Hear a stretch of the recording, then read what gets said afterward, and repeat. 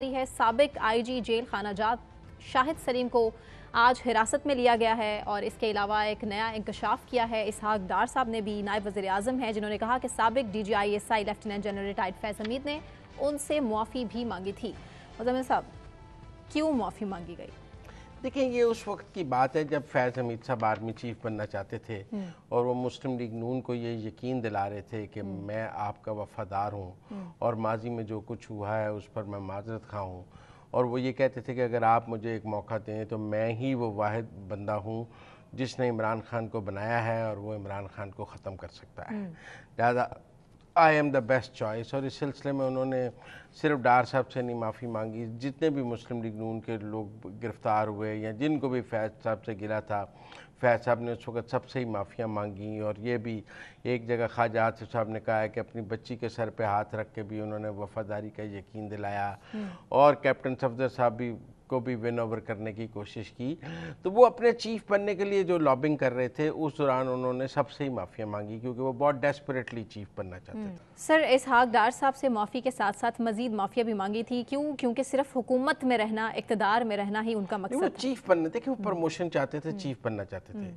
उनको ये अंदाज़ा नहीं था कि जब चीफ बनने का वक्त आएगा तो उस वक्त नून लीग की हुकूमत होगी या उस वक्त शहबाज शरीफ वज़ीर आज़म होंगे।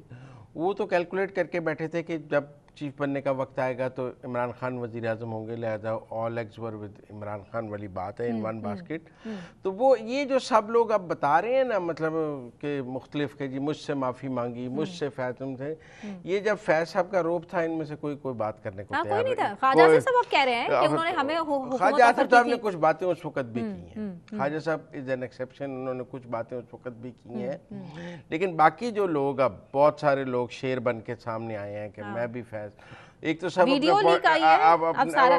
अपना पॉइंट बराबर, स्कोर बराबर कर रहे हैं।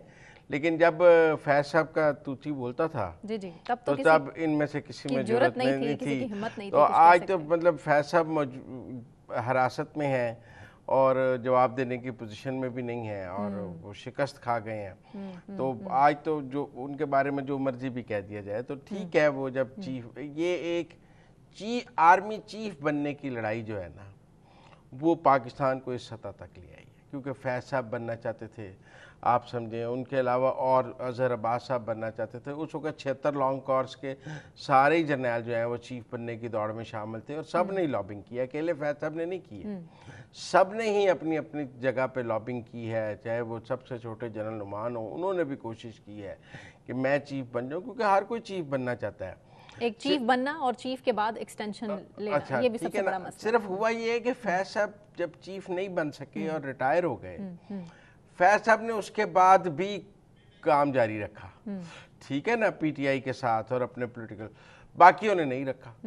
जो और लोग भी चीफ की दौड़ में शामिल थे, जनरल अजहर अब्बास शामिल थे और लोग शामिल थे, वो जब रिटायर हो गए तो वो खामोश हो गए और उन्होंने कहा कि इनिंग इज़ ओवर।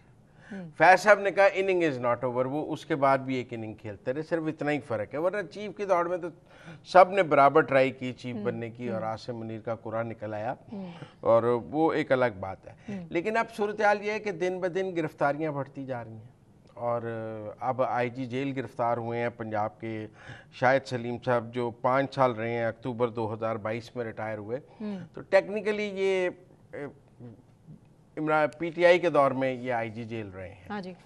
तो जो जेल की सहूलतकारी है या कम्युनिकेशन है, उसमें ही शायद, मतलब मैं बताऊं, जो फील्ड कोर्ट मार्शल से तो शायद सलीम का कोई ताल्लुक नहीं हो सकता।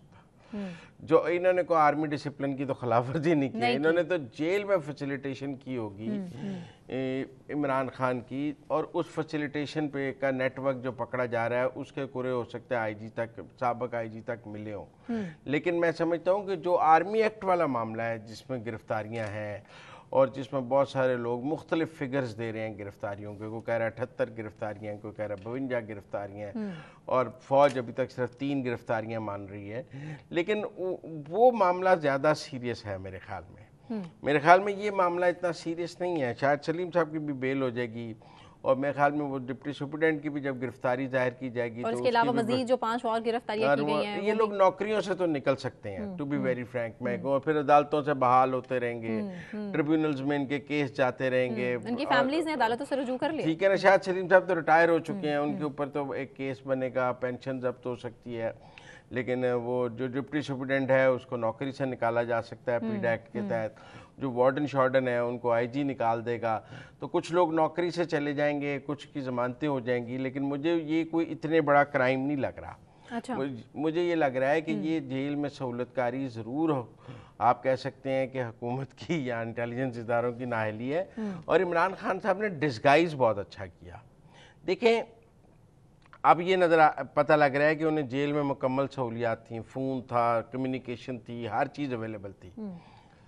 वो कहते क्या थे, मेरे पे बड़ी पाबंदियां, एक कर्नल हर वक्त मेरे सर पे बैठा रहता है, एक कर्नल ने पूरी जेल को, मतलब कर्नल ने जेल को उस काबू में लिया होता तो डिप्टी सुपरिटेंडेंट उनकी जुल्फी बुखारी और जनरल फैद से बातें करा रहा होता।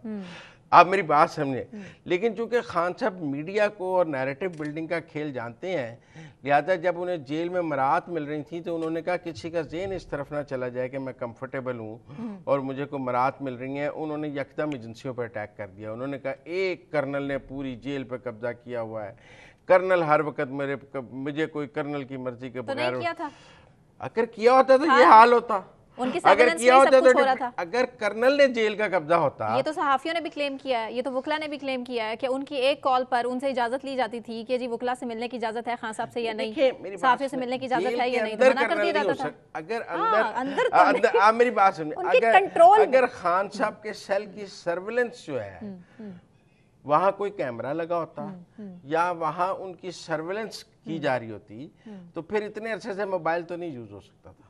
आप मेरी बात सुनिए, खामोशी से मोबाइल दिया गया, बटन्स वाला फोन था, बात करने के लिए तो फोन पता लग ही जाता। देखिए मरियम नवाज के पास भी फोन था नहीं, पर एक दिन में पकड़ा गया नहीं, क्योंकि कैमरे लगे हुए थे। एक दिन में नहीं, एक दिन में नैब की हिरासत में ही। आप मेरी बात समझे, और उनका तो ये है कि उनके तो वॉशरूम तक में कैमरे लगाए गए। आप मेरी बात समझे, और ये खान साहब तो 1 साल से ये नेटवर्क चला रहे थे। आप मेरी बात समझिए, ये कोई 1-2 दिन की बात तो नहीं है, 1 साल से ये नेटवर्क चल रहा था। तो मेरा ख्याल है कि खान साहब जो है ना वो डिस्गाइज अच्छा कर लेते हैं नैरेटिव बिल्डिंग का।